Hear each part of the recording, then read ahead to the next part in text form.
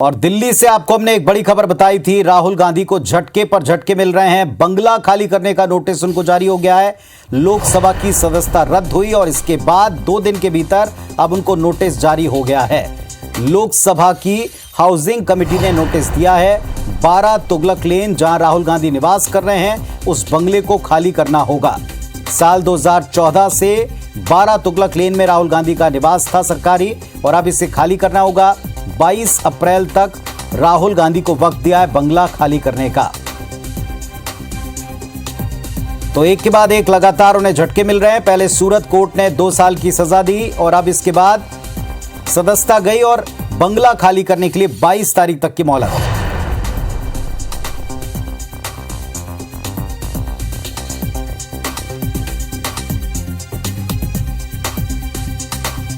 तो लोकसभा की housing committee ने नोटिस दे दिया है। 12 तुगलक लेन, इस बंगले को खाली करना होगा। 22 तारीख तक का वक्त दिया है। राजेश राज हमारे सहयोगी दिल्ली से हमारे साथ जुड़ गए हैं, सीधे उनका रुख करते हैं। राजेश, बताएं, एक और झटका नोटिस मिल गया, हालांकि पहले से इसके कयास लगाए जा रहे थे।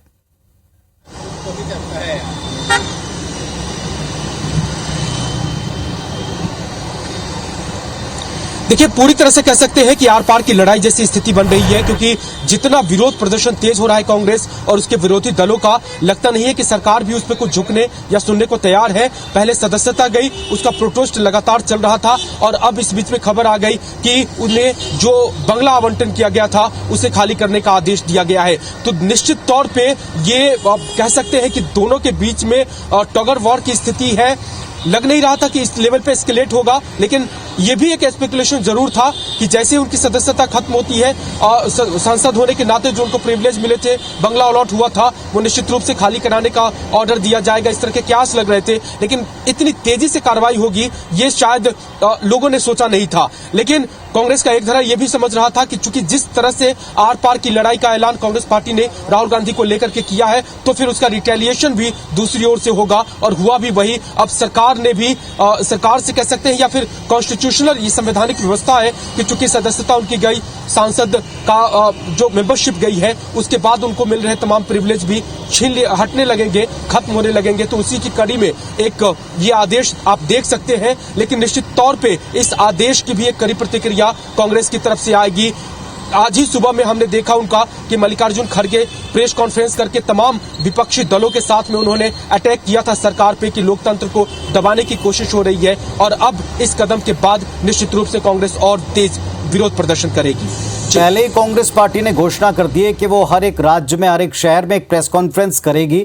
शुरुआत हमने आज देखी है ब्लैक का विरोध करने के तौर के ऊपर, लेकिन अब इस कदम के बाद में विरोध और उग्र होगा। कोई प्रतिक्रिया विपक्ष की तरफ से आई, कोई प्रतिक्रिया स्वयं राहुल गांधी या कांग्रेस की तरफ से अभी आपको मिल पाई है?